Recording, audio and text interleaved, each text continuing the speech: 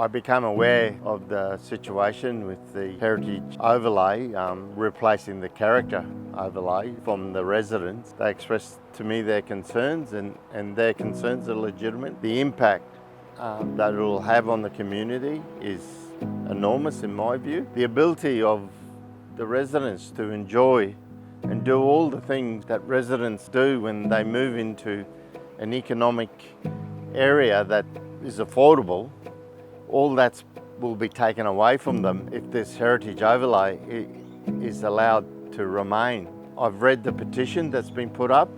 I think the petition clearly sets out the issues and the impact that it will have on the local community. And my concern is that there's been a lack of engagement from the council with the residents, because if that had taken place, my view is that they wouldn't have put this heritage overlay on, because the residents are quite articulate about what they want for their suburb, what they want for their families, and what they want for their neighbourhood.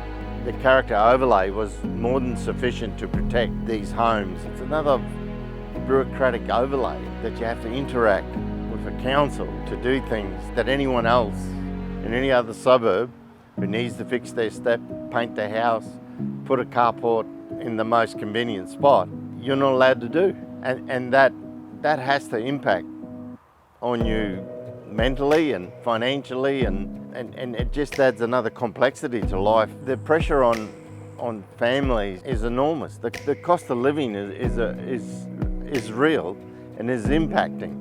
And so if you live here, on top of that, you now got an added bureaucratic layer that you have to deal with. I don't know anyone that I've spoken to in the area who isn't passionate about their little piece of Queensland. It came out of left field. Completely irresponsible of the council to behave this way towards people.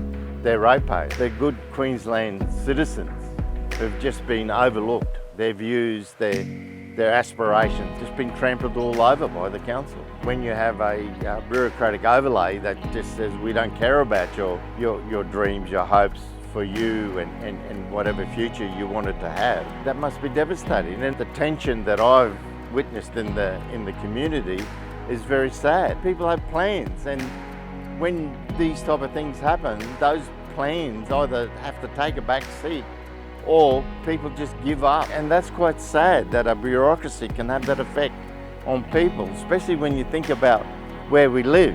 You know, we live in one of the best places in the world.